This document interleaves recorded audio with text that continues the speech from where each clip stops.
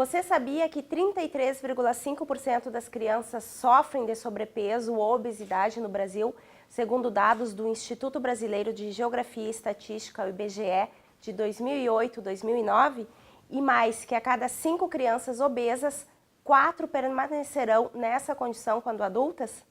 Para falar sobre obesidade infantil e implicações para a saúde dos nossos pequenos, conversamos hoje com a coordenadora do curso de nutrição da Universidade Fevale, Cláudia de Nicole Winter. Seja bem-vinda, então, Cláudia, ao nosso programa, ao Vitalidade.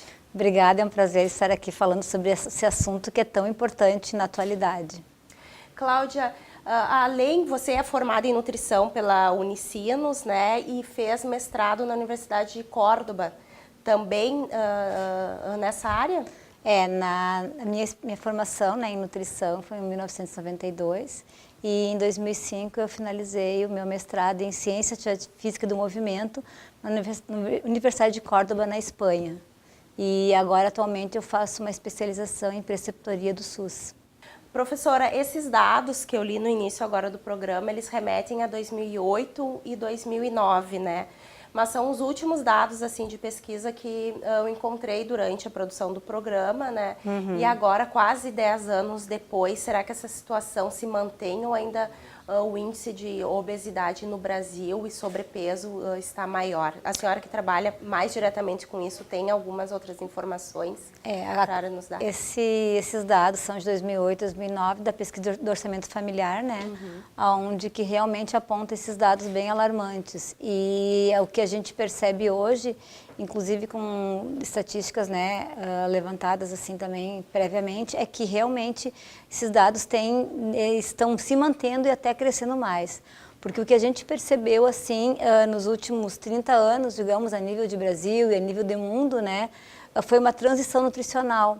Aqui no Brasil nós tínhamos dados há 30 anos atrás, né, ou um pouco mais, relacionados à desnutrição, que eram bem alarmantes. Então, foram feitas estratégias, intervenções, né, a níveis mundiais para que reduzisse esses índices e, atualmente, o que a gente viu é essa transição. Então, hoje a gente não tem mais os casos tão alarmantes de desnutrição, ainda tem, né, a nível do Brasil ainda nós temos, né, mas o que vem crescendo, né, voluntariosamente são os dados de obesidade, que com certeza em cada região do Brasil nós temos valores que são muito próximos, né? Inclusive na região do Nordeste, que nós tínhamos dados mais relacionados a uma desnutrição, hoje a gente vê que também é crescente os casos do excesso de peso e obesidade e na infância e no adulto.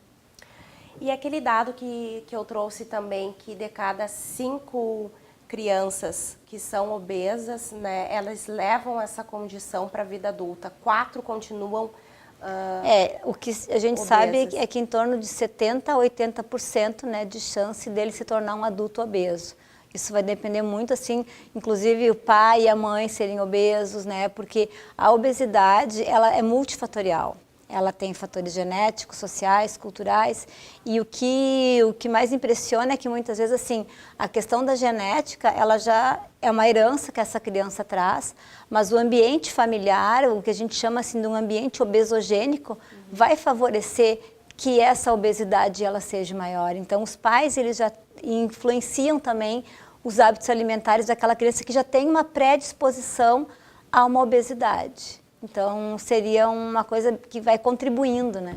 E quando uma criança, assim, está obesa, como é que é feita a medição, né, para se chegar a esse diagnóstico de obesidade? E se o MMC, gostaria que a senhora explicasse se é esse, se é esse o método utilizado e se ele não é superficial demais. Bom, assim, para fazer uma avaliação nutricional de crianças, então existem as curvas da Organização Mundial de Saúde, né, que foram feitas em 2006 para crianças de 0 a 5 anos e as curvas em 2007 da OMS para crianças e adolescentes, né, de 5 a 19 anos. Então, eu tenho critérios que eu vou utilizar, né, de avaliação do estado nutricional para crianças de 0 a 5 anos, de 5 a 19, né? Então, o IMC, que é o Índice de Massa Corporal, ele é um indicador, né? Ele não é invasivo, ele pode ser utilizado sim.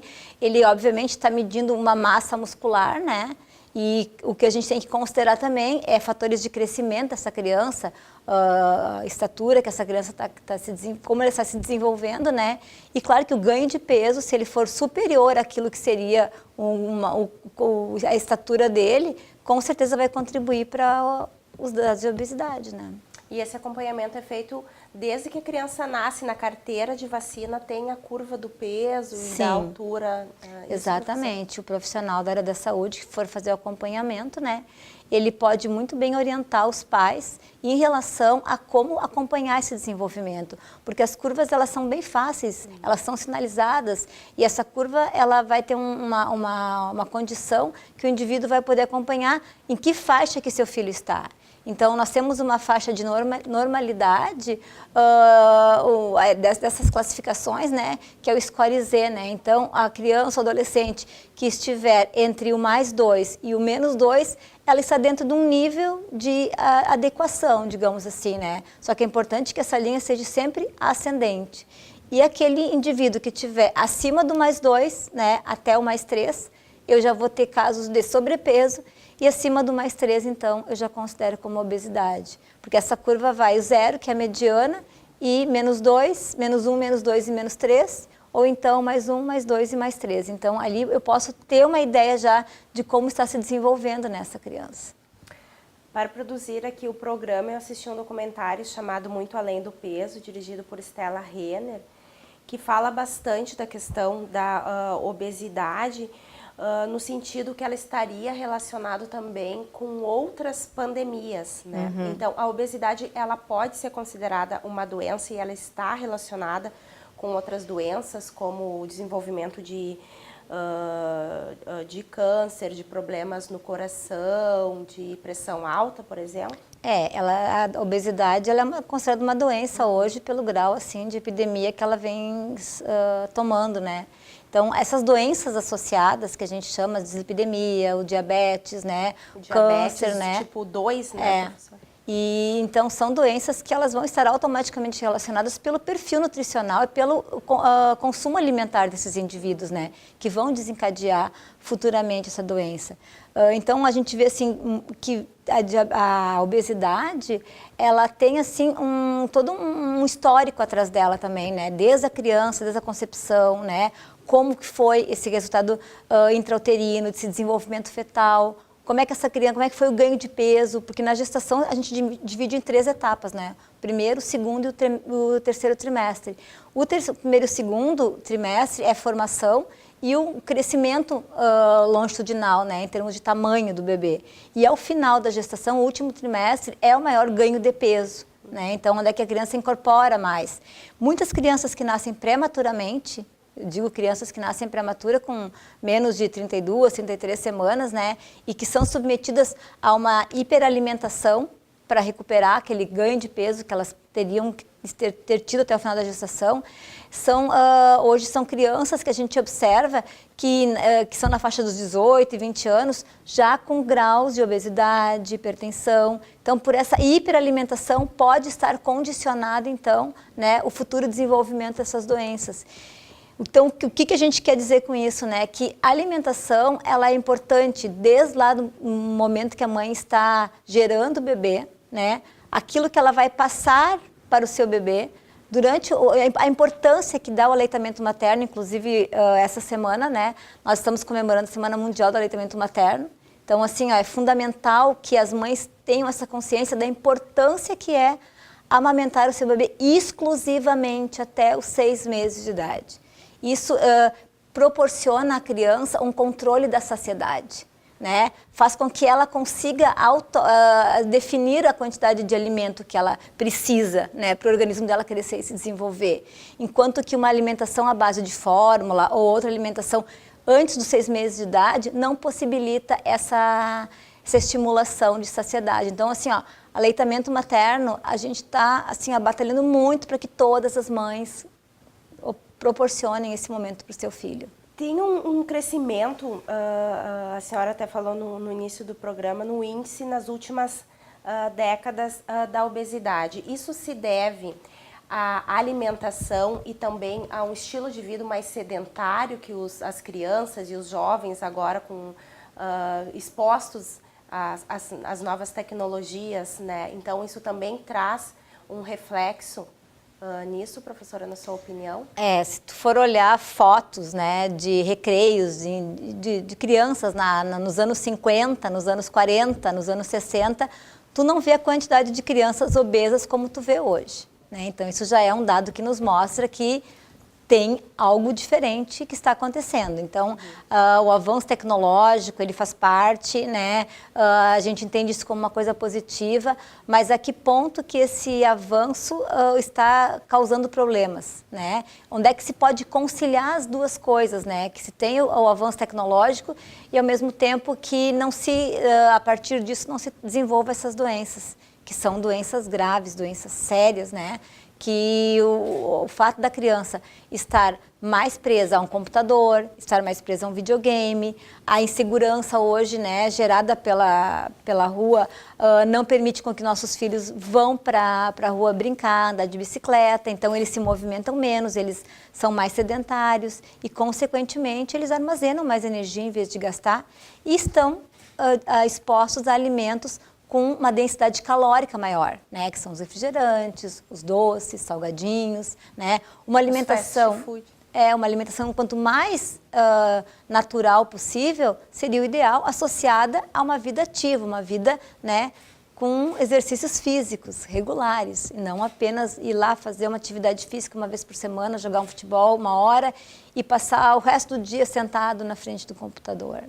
Até nesse documentário, Muito Além do Peso, eles trazem o índice que a criança brasileira, em média, passa 3 horas na escola e outras 5 horas na frente da televisão, né? E uma questão que eu acho que é importante trazer para o debate também é em relação às políticas públicas e como estão as aulas de educação física e se as escolas proporcionam algum tipo de atividade que ensine a criança a se alimentar bem, tipo a nutrição, né? Se elas têm aulas nesse sentido, a senhora avalia que seja importante também conscientizá-las desde cedo da importância dos alimentos, porque muitas crianças até tu mostra uma fruta, a gente vê nesses programas de televisão também, né? Mostram um legume e elas sequer conseguem reconhecer o que é, né? O que tu falou em relação à exposição, né? A Academia Americana de Pediatria, ela recomenda, ela indica que no máximo 2 horas por dia, no máximo, a criança deveria estar exposta, né, à televisão. E justamente por essa questão. A criança, ela precisa de em torno de 7 segundos para absorver uma propaganda. Então, o tipo de propaganda que a gente tem hoje é muito apelativa, né? As cores são vibrantes, os personagens, a identificação dos personagens com alguns alimentos. Então, a criança quer aquela bolacha porque ela representa aquele personagem. Então, isso tudo cria, né, um mundo assim, muito ligado ao consumo e consumo de alimentos que não seriam os ideais, né? Acho que é uma questão bem importante que a gente tem que tratar, né? A exposição da criança em relação à mídia também, né? Eles até falam nesse documentário sobre se as publicidades são muito abusivas, né? E entrevistam médicos e nutricionistas que falam que as crianças chegam ao consultório com brinquedos que são dados nos lugares que vendem fast foods, né? E que realmente isso influencia um monte. Um outro gurizinho, por exemplo, dizia, eu não estou abrindo um refrigerante, eu estou abrindo a felicidade, se referindo a uma propaganda de um refrigerante bem conhecido, né? E a senhora estava falando também do aleitamento materno, e um índice que me chamou muita atenção é que 56% dos bebês já tomaram refrigerante antes de 1 ano de idade, né, até na mamadeira. Será que falta conscientização para os pais? Porque o Brasil também é um país muito grande, né? Então, não sei se em todas as regiões também, como fica o acesso aos alimentos saudáveis, né? No próprio documentário, por exemplo, lá no Pará, as mães tinham dificuldades em comprar frutas, por exemplo, porque tinham que se locomover de barco, mas ao mesmo tempo chegava um supermercado flutuante da Nestlé, com tudo quanto era tipo de bolachas, de salgadinhos, de chocolate, né? Então, será que a população brasileira está tendo acesso a uma alimentação, a produtos bons, a alimentos bons? Essa questão é uma questão que a gente fala muito de segurança alimentar, né? Quando a gente aborda esse tópico, porque... Primeiro, como tu fala assim, as crianças elas não conhecem os alimentos, porque o que é apresentado para eles, né, muitas vezes não é na forma do alimento como deveria. Criança, quando ela começa a receber a alimentação complementar, quando termina aquele período da lactação, né, que começa a alimentação complementar, que deveria ser após os 6 meses de idade, muitos pais dão os alimentos liquidificados, triturados, eles não conseguem introduzir alimentos de forma que a criança conheça. A criança vai se sujar, se ela pegar na mão, ela vai se engasgar. A criança, ela precisa ter esse momento, né? De se sujar, de pegar o alimento com a mão. Ela tem que ter a textura dos alimentos já definida e não ser tudo alimento liquidificado. A gente não deve ter essa técnica de preparação. Já começa por aí, né? Essa identificação com os alimentos. E aí vai chegando num ponto que a introdução do refrigerante, do doce, passa a ser uma coisa assim, muito natural para a família, porque a família acha que a criança já pode comer, eu vou dar um pouquinho. Alimentos assim, com alto teor de açúcar, com alto teor de sal, jamais poderiam ser dados para crianças, né? Menos de 2 anos, principalmente, né? Porque eles não têm ainda uma condição, uma maturação fisiológica para poder fazer um processo digestório adequado. E a gente nasce com uma preferência pelo gosto doce. E se a gente é incentivado desde muito cedo, estimulado, tu vai ter essa afinidade ainda maior, né, com o doce. E o doce está muito presente, né? Bebidas açucaradas, doces comerciais. Então, assim, o refrigerante jamais deveria ser dado para uma criança com menos de 2 anos de idade. Com certeza. Em nenhuma idade poderia dizer melhor, né? Mas para uma criança de 2 anos, jamais. Professora, estamos chegando ao final do nosso primeiro bloco, então o Vitalidade de hoje traz mais informações sobre a obesidade infantil. Estamos conversando com a coordenadora do curso de nutrição da Fevale, Cláudia de Nicole Winter. Fique conosco, o programa vai para um breve intervalo e voltamos já.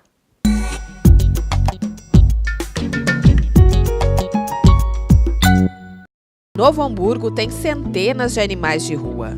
Diariamente, cães e gatos são abandonados por pessoas que não estavam cientes da responsabilidade que é ter um animal de estimação. O Canil Municipal acolhe alguns desses bichinhos, mas não tem condições de abrigar todos. Por isso, promove diversas feiras de adoção. Para adotar, não é preciso ir até o local. As adoções podem ser feitas às terças na Praça do Imigrante e às quintas no Centro Administrativo Leopoldo Petri. As feiras ocorrem das 9 da manhã às 4 da tarde. Se você deseja de verdade ter um amigo peludo, não compre. Dê um lar a um cãozinho ou felino que necessita. Animais adotados demonstram uma gratidão imensa pelas pessoas que os cuidam. Os moradores do Canil Municipal estão à espera de um novo dono, disposto a proteger esses companheiros de 4 patas.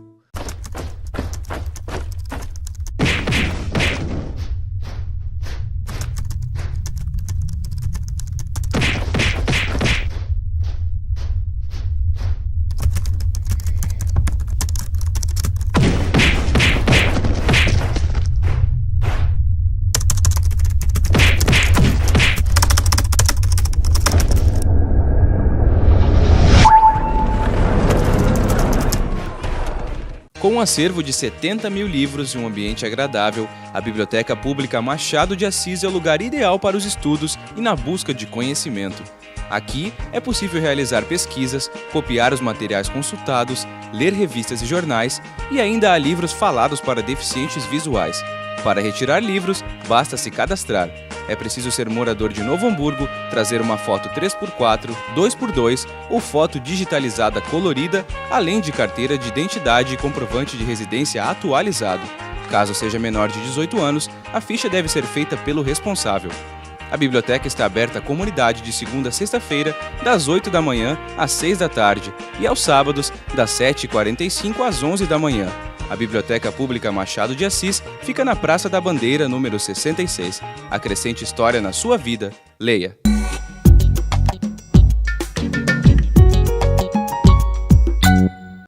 Estamos de volta com o programa Vitalidade. Obesidade infantil e as consequências para a saúde das crianças é o nosso assunto de hoje.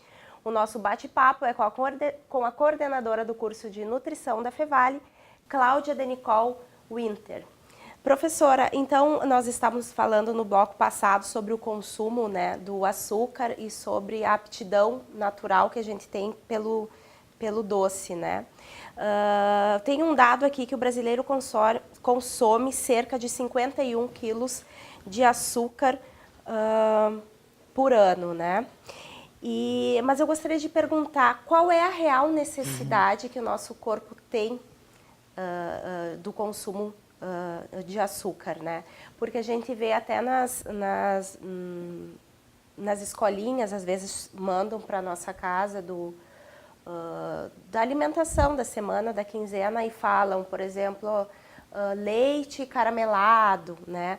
A criança, por estar numa fase que gasta mais energia, ela precisa de uma porcentagem X de açúcar, ou isso é lenda?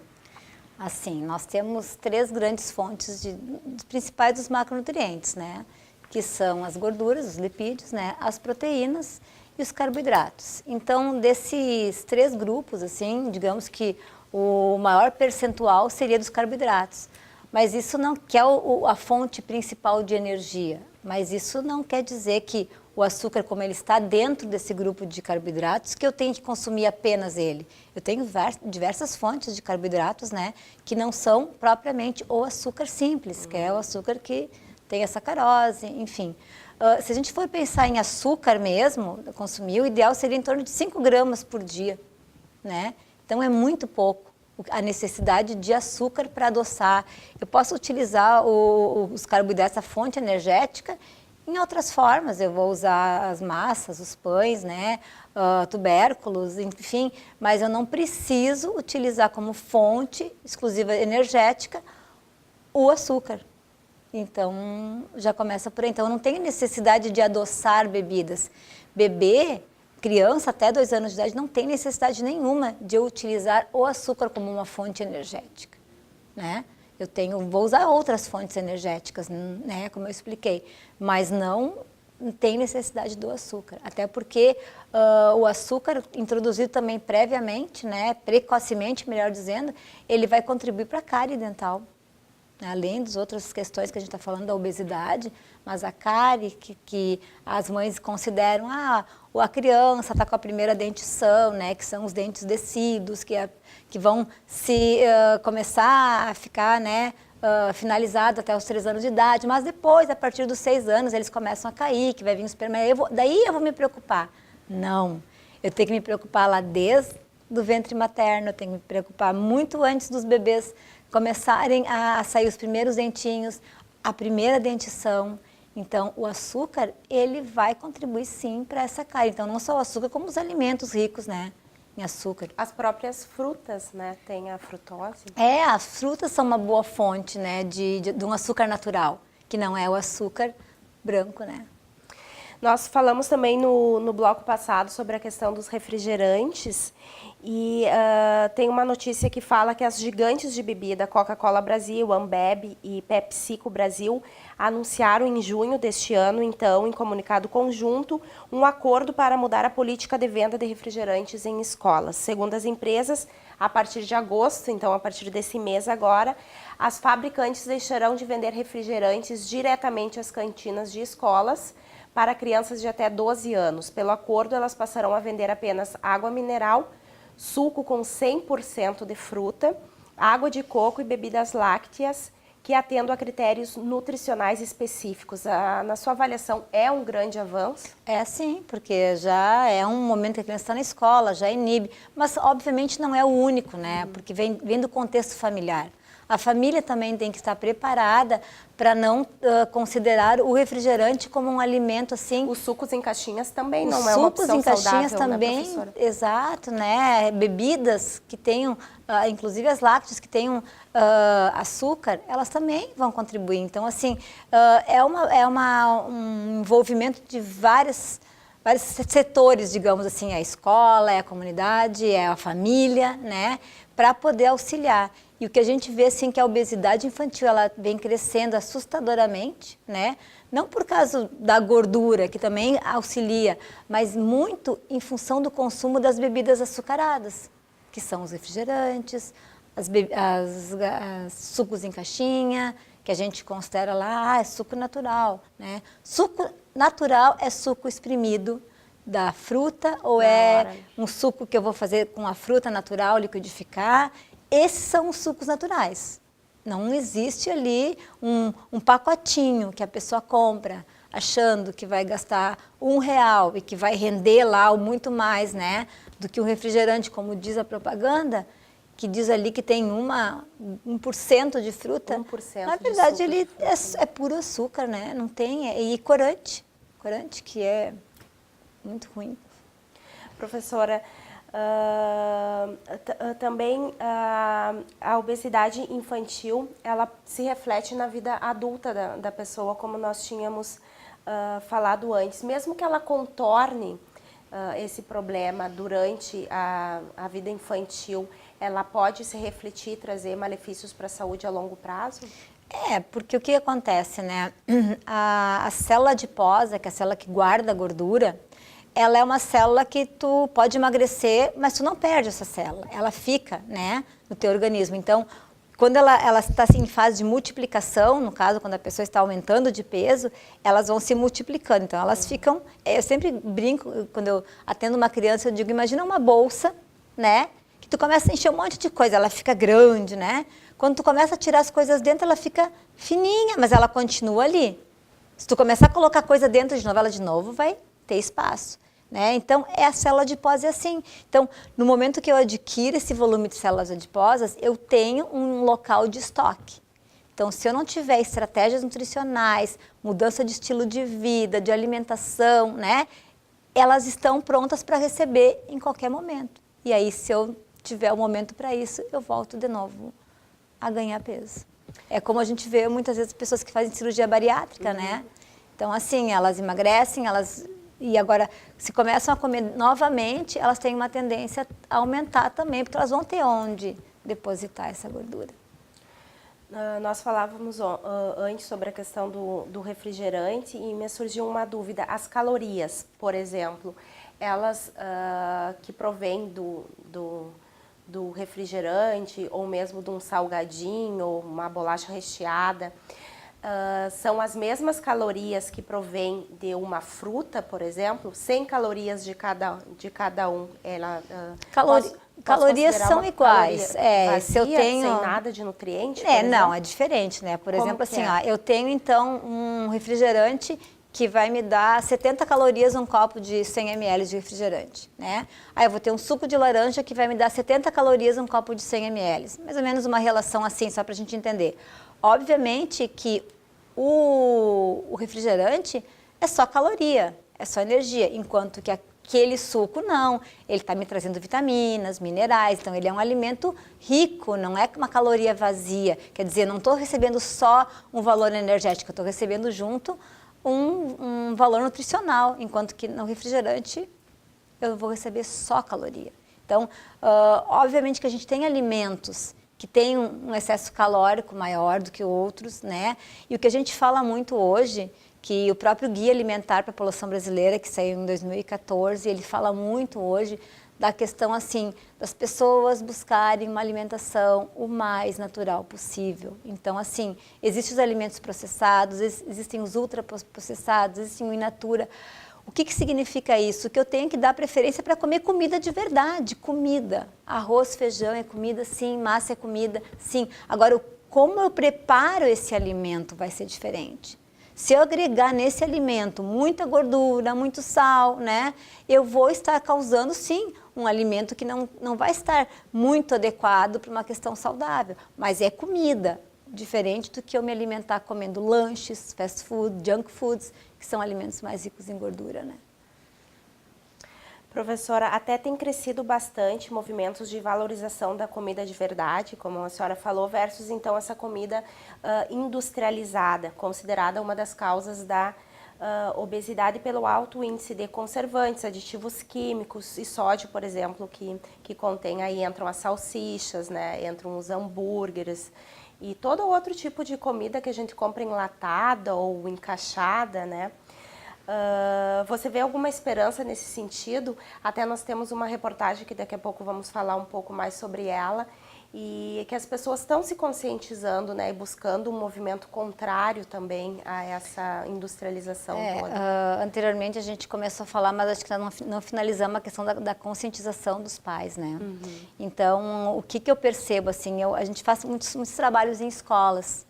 E quando tu trabalha com as crianças, com os pequenos, eles têm um nível de fixação do conhecimento muito grande. Eles recebem a informação e eles querem levar para casa, mas muitas vezes a questão da facilidade de levar um alimento em caixinha, né, de comprar um alimento pronto, facilita e os pais acabam entrando nesse ciclo vicioso. Então a gente percebe assim que o quanto a educação está faltando, né, lá na sala de aula, porque não faz parte hoje do currículo, como tu falaste antes, das políticas não faz parte, e o quanto deveria ser importante que tivesse, né, uma pauta semanal nas escolas sobre nutrição, e, consequentemente, os pais também, por uma vida muito atribulada, né, com a questão do acesso, muitas vezes. Se tu for mapear, muitas vezes, um bairro, um território, tu não consegue identificar assim, um local que venda frutas in natura de forma variadas, né? A gente não consegue identificar. A gente consegue aquele mercadinho que vende aqueles produtos, muita coisa industrializada, e aquilo que é acessível. Alimentos integrais, por exemplo, pão integral, arroz integral. Pelo custo, muitas das pessoas acabam deixando de comprar, não que não queiram, mas é muito mais caro do que um alimento processado, que é feito em grande quantidade, e não tem tão facilmente, não é tão acessível quanto aquele pão branco que está na padaria todo dia. Professora, então vamos conferir agora uma reportagem que foi feita exatamente sobre esse assunto. Especialista entrevistada pelo documentário Muito Além do Peso, dirigido por Stella Renner, destaca que precisamos fazer mais compras com as crianças, cozinhar com as crianças, plantar com as crianças, comer com as crianças. Segundo ela, a comida de verdade precisa fazer parte do nosso cotidiano. A comida precisa tornar-se um valor central, enfatiza. Nesse sentido, a nutricionista Neuza Stoffel, aqui de Novo Hamburgo, desenvolve um projeto muito especial. Ela incentiva e ensina crianças e adolescentes a cozinhar de forma saudável. Vamos conferir a reportagem de João Arthur Hermel. O programa de vitalidade de hoje é sobre obesidade infantil. Nós viemos aqui no curso de culinária para crianças e adolescentes conversar com a nutricionista Neuza Stoffel, que há mais de 30 anos desenvolve palestras e cursos em Novo Hamburgo. Bom, obesidade infantil é um problema deste século. Ninguém pode negar que esse problema não exista e muito menos de que ele seja grave.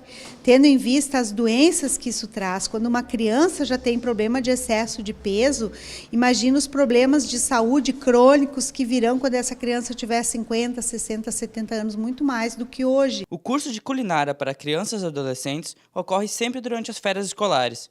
São 60 receitas saudáveis ensinadas para turmas de até 20 alunos. O nosso curso prioriza os alimentos integrais. Nós não trabalhamos apenas com os integrais, mas nós tentamos trabalhar com alimentos dentro dessas 60 receitas que eles aprendem. Nós vamos ter receita com peixe, nós vamos ter receita com todos os tipos de carne. Eles já trabalharam com miúdos de aves, eles já aprenderam pão integral, biscoitos integrais, justamente porque no momento que tu traz o integral, que exige mais mastigação, tu foge daquela comida de dedo, que é a comida de pacote, né? Que a criança senta e com os 2 dedinhos vai prejudicando sua saúde. A nutricionista fala sobre a preocupação com a saúde das crianças e as lições que deixa para quem passa pelo curso. A minha preocupação é justamente de que as crianças, elas elas desenvolvem hábitos e elas estão bastante autônomas em termos assim de eu vou comer o que eu quero. Há 30 anos no mercado, Neuza foca suas atividades pensando no futuro dos pequenos. Mas uma geração para o futuro precisa ganhar esse tipo de estímulo.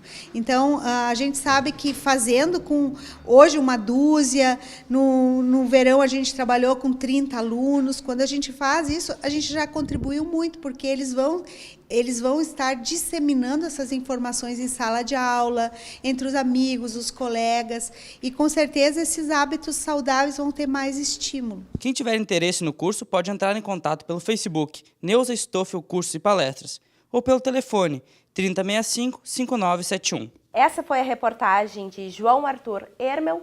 Ele entrevistou a nutricionista Neuza Stoffel, que desenvolve um projeto aqui em Novo Hamburgo ensinando crianças e adolescentes a cozinhar de forma saudável. Nós vamos para um breve intervalo e voltamos já.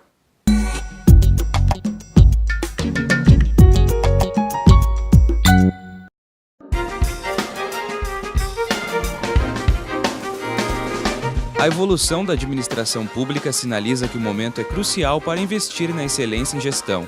Simplificar a vida do cidadão é tema de discussão constante, mas a melhoria da máquina pública ainda requer a superação de alguns desafios. A Carta de Serviços ao Cidadão da Câmara Municipal de Novo Hamburgo veio para ajudar a atingir essa meta. O documento tem como objetivo informar quais os serviços prestados, como obter esses serviços e quais são os compromissos da instituição. São disponibilizadas informações sobre o município, a Câmara e os setores que realizam atendimento ao público externo. Também podem ser encontrados dados sobre as sessões ordinárias, as solenes e as comunitárias. A ouvidoria, as comissões permanentes, os gabinetes parlamentares e os contatos tanto de vereadores como dos meios de comunicação do Poder Legislativo aparecem também na Carta de Serviços, que está na sua 5ª edição. Ela pode ser encontrada no endereço portal.câmaranh.rs.gov.br. Para garantir a melhoria contínua de suas ações, o Legislativo conta com a participação efetiva da comunidade.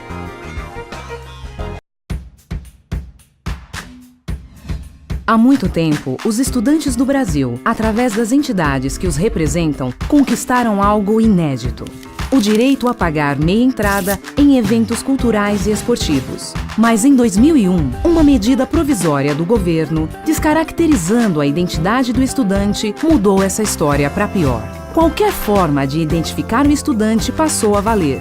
Com isso, surgiram centenas de instituições de ensino fictícias e milhões de carteiras de estudantes falsas.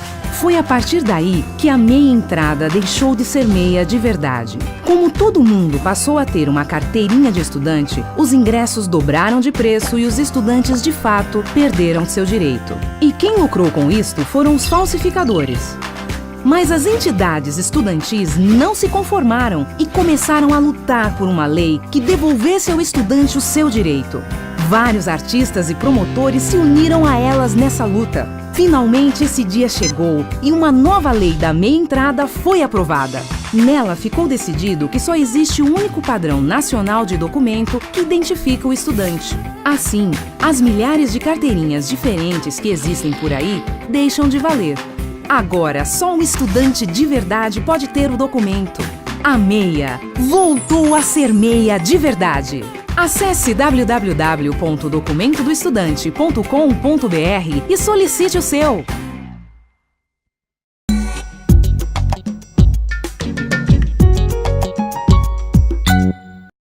Estamos de volta com Vitalidade, hoje conversando sobre a obesidade infantil.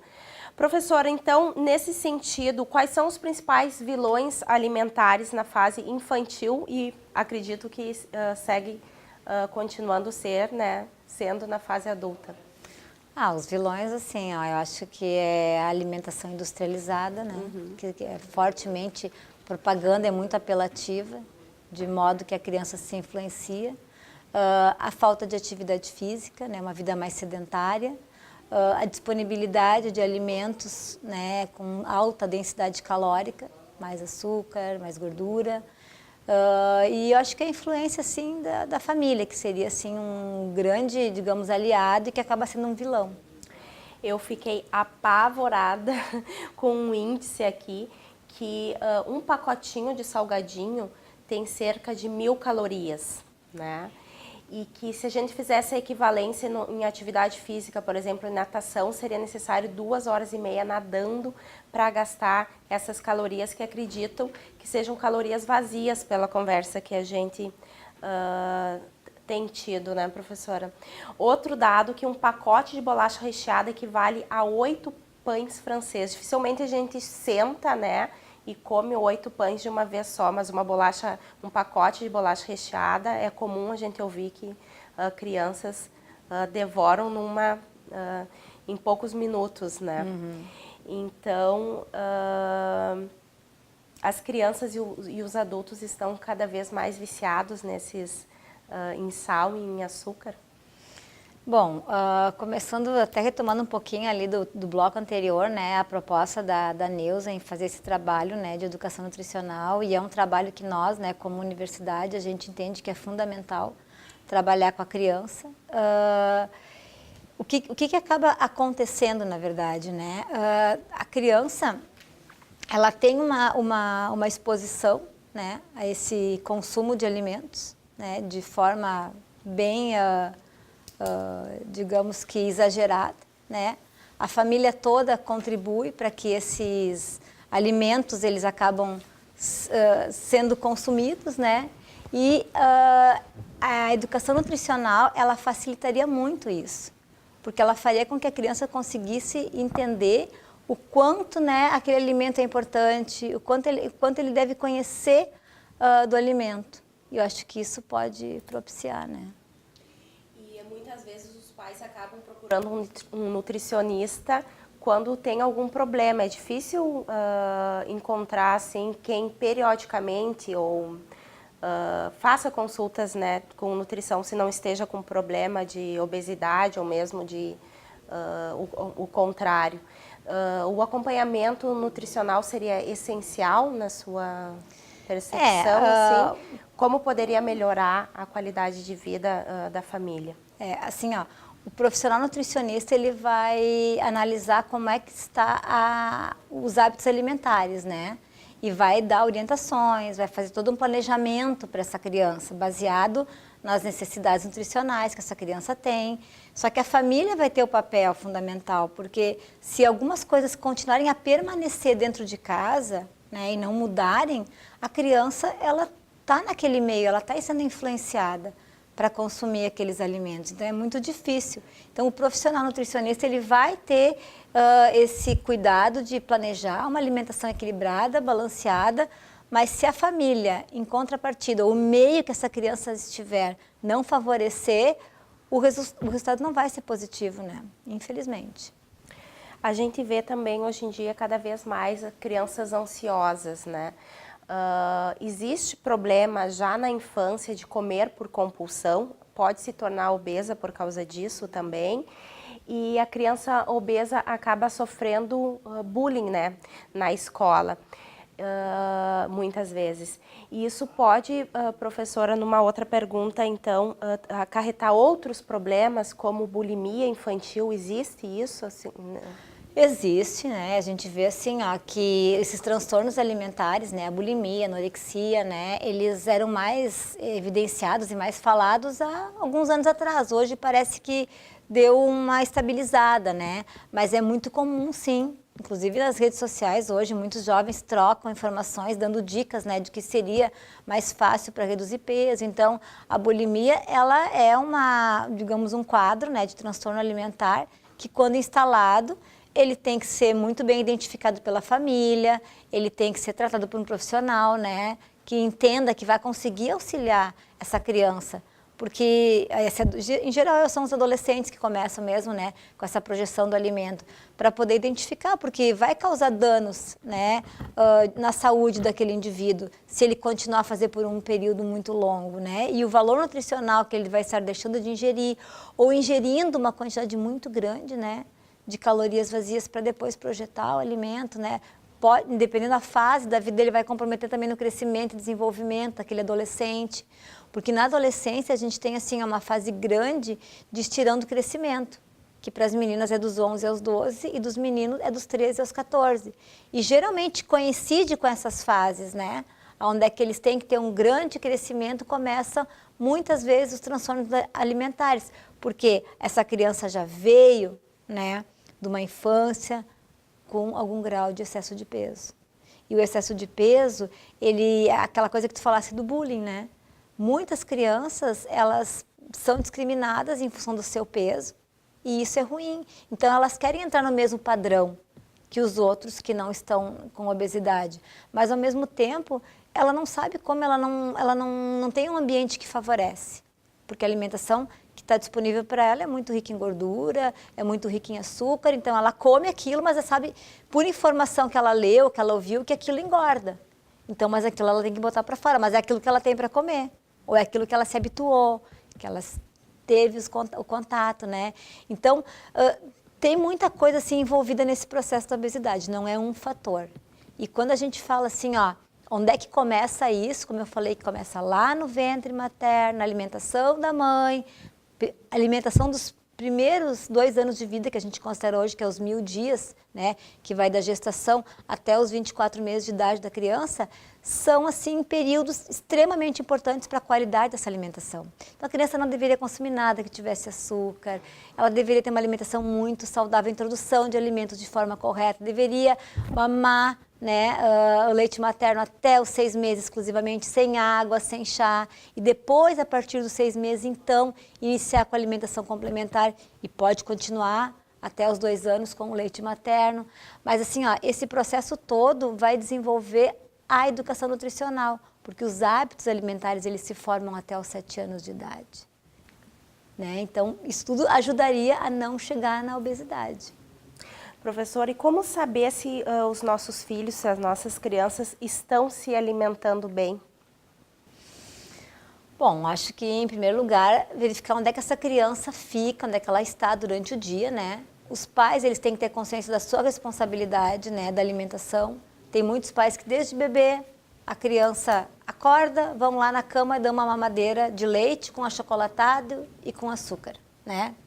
Então, assim, já começa, o próprio leite tem açúcar, o achocolatado tem açúcar e ainda botam açúcar. Então, eu já estou propiciando. Aí a criança vai crescendo e aí ela não vai para a escola, ela não consegue comer nada de manhã. Ela vai para o intervalo na escola e come na cantina. Então, muitas vezes os pais não sabem, eles dão dinheiro para essa criança. Não sabe nem o que acaba consumindo. Né? E na escola? A escola, em geral, as escolas de educação infantil, né, elas têm já uma orientação de um profissional da nutrição que já faz um cardápio equilibrado, elaborado. Então, a criança que frequenta esses ambientes, ela tem uma tendência a ter uma alimentação mais equilibrada. Agora, o que é oferecido fora do espaço da escola, que não seja organizado, daí os pais têm que acompanhar. Principalmente começa a fugir quando eles estão ali na faixa ali dos 7, 8, onde é que eles já começam a preparar os próprios alimentos, já não vão na escola em turno integral. Então, por ali já se consegue verificar o que essa criança come. Mas, assim, muitas crianças, elas têm um consumo de calorias vazias muito além do que elas têm necessidade real de energia diária. Porque justamente vão comendo a balinha, um chocolate, é uma sobremesa depois do almoço. E o que acrescenta ainda? É um pão com maionese, ketchup, né? Então, essas calorias, elas estão entrando de forma muito forte. E sobre a questão que eu tinha lhe perguntado anteriormente, se as crianças ansiosas, elas comem mais, né? E se a senhora acredita que hoje em dia a maior parte das pessoas vive em apartamento, não tem muito espaço para as crianças, né? Elas têm muita energia nessa época, né? Então, se isso é uma bola de neve que pode está resultando nesses índices cada vez maior, né? É um fator, né? O ambiente, né, emocional que essa criança está convivendo, né? Se ela tem um ambiente tranquilo, se ela tem um espaço, mesmo que ela fique num apartamento, mas tem alguém que está monitorando essa criança de forma a ter atividades lúdicas com elas, de brincar, né? Que tipo de brincadeira que essa criança está fazendo? É um joguinho, é um quebra-cabeça, né? Nem que seja um joguinho de bola dentro do apartamento, uma bolinha de pano. Então, assim, que tipo de brincadeira que essa criança está tendo, né? E está distraindo o foco dela, ou se ela está só na frente da televisão olhando o filme. e propaganda. Às vezes até se alimentando na frente da TV sem ter noção do que exatamente está consumindo, né? Exatamente, é uma ingestão assim além daquilo que ela não tem necessidade. Em casos de obesidade, assim, muito assim acima, né, do que seria acima do mais 3, no caso da curva de crescimento, né, adolescentes e em alguns casos que são realmente indicados, se faz uso de algum medicamento, né, para ajudar justamente nessa ansiedade, né? Mas assim, tem que ser casos realmente que justifiquem o uso, acompanhamento médico.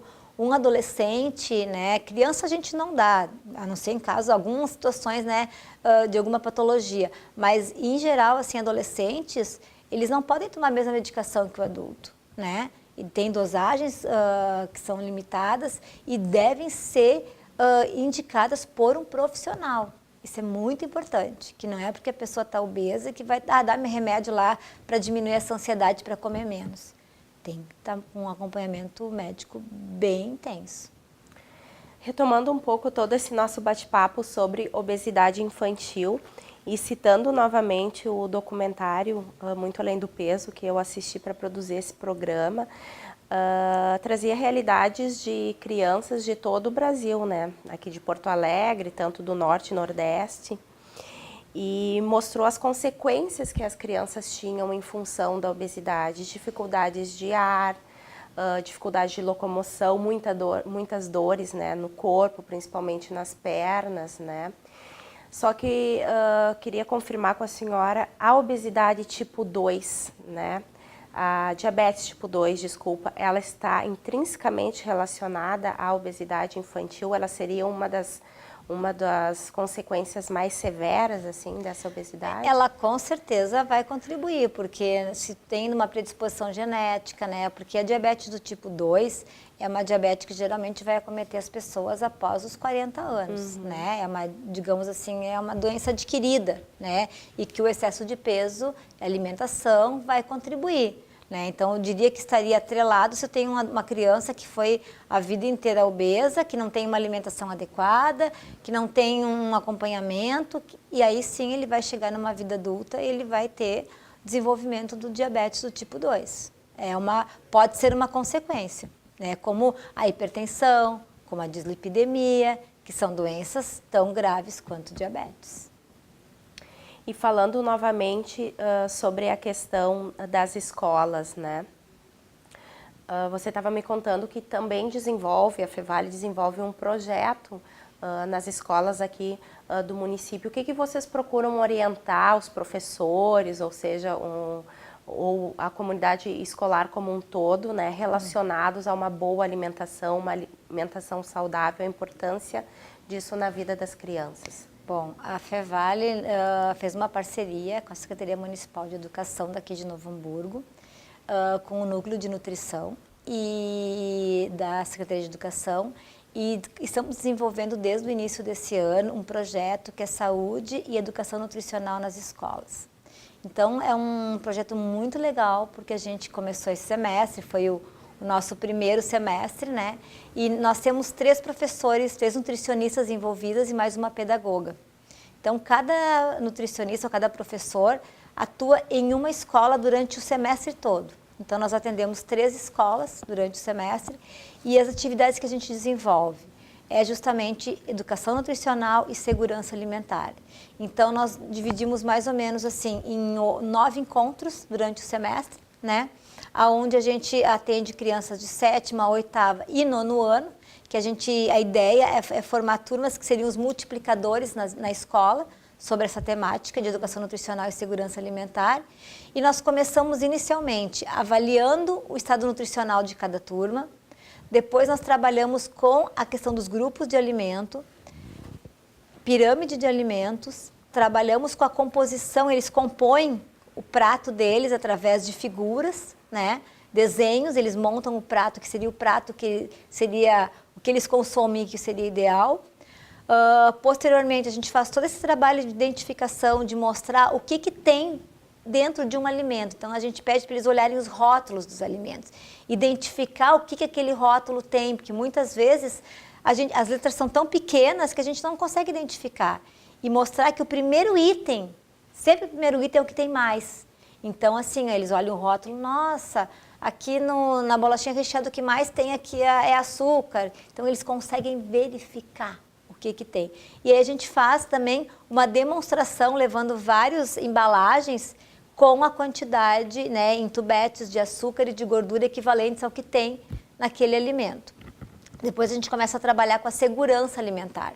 Então, o segundo bloco é a segurança alimentar, onde a gente trabalha com as 5 chaves da alimentação segura, né? Trabalhando inicialmente com uma atividade que eles vão, a gente pinta as mãos de alguns dos participantes do grupo, né?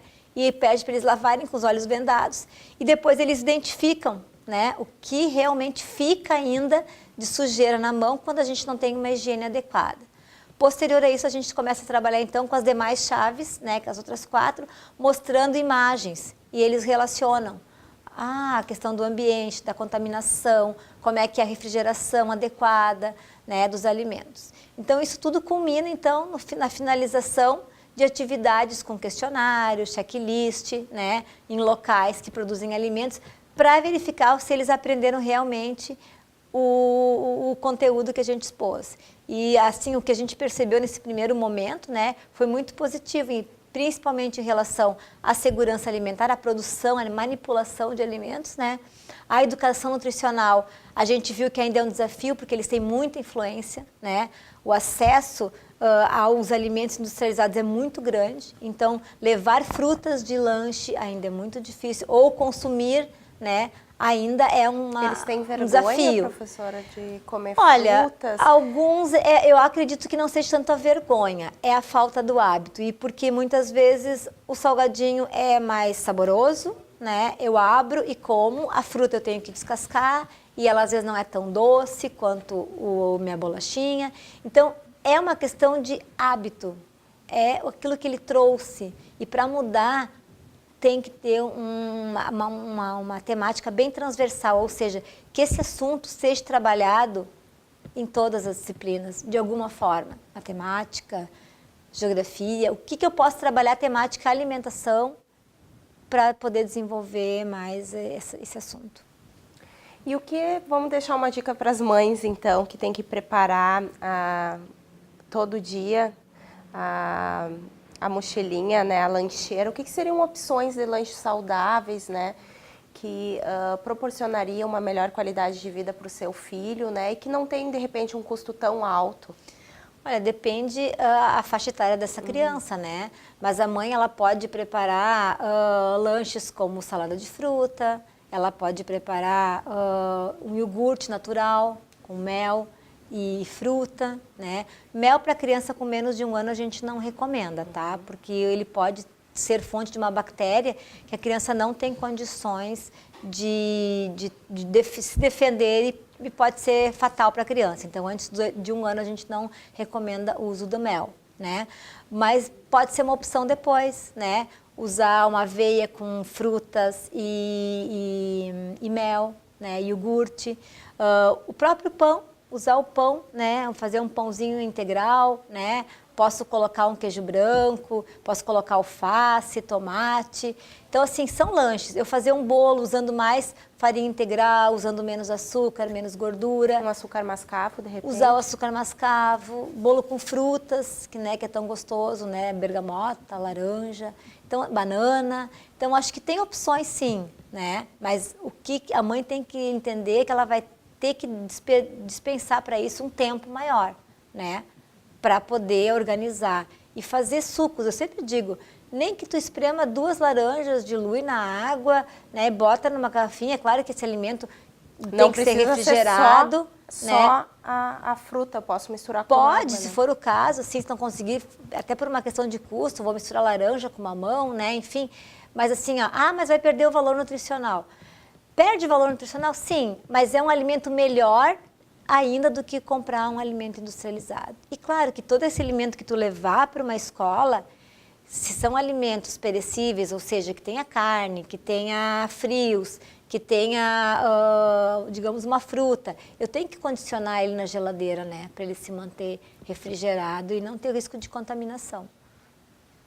Estamos chegando ao fim, então, do nosso programa, um assunto bem complicado, bem delicado, né? E que tem várias abordagens, né, professora? Mas se pudéssemos fazer um apanhado geral de tudo que conversamos nessa 1 hora de programa, o que ficaria de mais importante, que seria importante frisar novamente para os pais responsáveis, né, relacionados ao tema obesidade infantil? Eu acho que assim, a primeira questão é verificar onde seu filho está fazendo as refeições. Verificar como ele está fazendo essa relação do alimento, porque muitas vezes as refeições não são mais realizadas junto com a família. Então a criança já começa a se alimentar sozinha e faz as escolhas pelas suas preferências. Isso já é um grande problema. A atividade física, que essa criança seja inserida semanalmente ou que seja, se puder ser diariamente, em alguma atividade física, seria importante. Brincar, né? Reduzir digamos, o acesso a computador, telefone, limitar para essa criança esse acesso. Também já faz com que a criança já tenha uma vida um pouquinho mais ativa, né? E não comprar alimentos, né, no dia a dia que tenham alta densidade calórica. Não trazer refrigerante para dentro de casa. Por que não pode tomar água? Mas água é bom, água hidrata, água é saudável, né? Então, se eu tenho sede, eu tomo água. Não preciso me acostumar desde bebê a ter sede e ter que tomar algo açucarado. Isso é um pouquinho também que a gente começa a perceber quando a criança é bebê, né? A criança chora, a mãe acha que é fome. Então, ela tem que dar alguma coisa. Fica um pouquinho maior, a criança começa a chorar ali pelos 7, 8 meses, dá uma bolacha para a criança comer. Ela já vai associando de novo o prazer com comida. E aí vai crescendo, hoje com essa vida sedentária, a criança fica exposta na televisão com comida e comida que não é saudável. Então, acho que são um conjunto de fatores, né? E acho que identificar, não deixar que a criança, assim, essa obesidade aumente, né? Impor limites não significa fazer com que a criança fique triste, né? Mas conversa com a criança, muda a estratégia, muda o estilo de vida, faz com que a criança vá crescendo e não engorde mais. Eu acho que isso é um ponto de partida, né? Para não ter que depois tomar medidas mais extremas de cirurgia, de medicação, né? Ou entrar nos transtornos alimentares. E evitar também uma série de outros problemas, como já falamos, né? De outras doenças que estão relacionadas à obesidade infantil. As doenças associadas, né? Hoje a gente vê crianças com 6, 7 anos de idade com colesterol acima de 300. Da onde, né? É da alimentação. E essa criança com 5, 6 anos de idade é uma criança que está indo ao supermercado fazer compras? É uma criança que ela tem condições de estar? Então, quem traz o alimento para dentro de casa? Quem apresenta? É a família. Ou quem está cuidando. Então, se a criança tem um consumo muito alto de ketchup, de maionese, de doce, é porque alguém de dentro de casa apresentou, né? Então, e a criança vai se familiarizando. O que a mãe consome, inclusive, durante a gestação, a criança tem uma familiarização maior. Ela tem, né? Quando ela ganhar esse bebê, a criança já tem esse contato maior com esse tipo de alimento. Então, que alimentação que essa mãe está fazendo, né? E uma outra coisa que preocupa muito, que seria até um outro programa, né? Que são a gestação na adolescência. Que as adolescentes estão cada vez mais precocemente, né? Engravidando. E que alimentação que essas adolescentes têm que vão desenvolver o seu bebê. E que vai influenciar muito na saúde da criança depois. E o exercício físico associado a uma alimentação saudável, fazer pelo menos assim, 4 a 5 refeições por dia, em um ambiente tranquilo, não ligado na frente da televisão, né? Manter um bom sono, são fatores assim básicos, coisas básicas que contribuíram muito. Então, acho que o pai e a mãe eles podem fazer um checklist desses itens e, digamos, pontuar o que está certo e o que está errado. E assim, quanto mais coisas estiver acontecendo errada, eles podem perceber onde é que eles têm que mudar. Acho que já é um ganho que eles vão ter. Ok, muito obrigada, então, professora, pela sua participação aqui no nosso programa Vitalidade de hoje, conversando conosco mais sobre obesidade infantil. Obrigada, eu que agradeço a oportunidade. O programa Vitalidade se encerra por aqui. O assunto de hoje foi obesidade infantil e os reflexos para a saúde dos nossos pequenos. Conversamos com a coordenadora do curso de nutrição da Universidade Fevale, Cláudia Denicol Winter.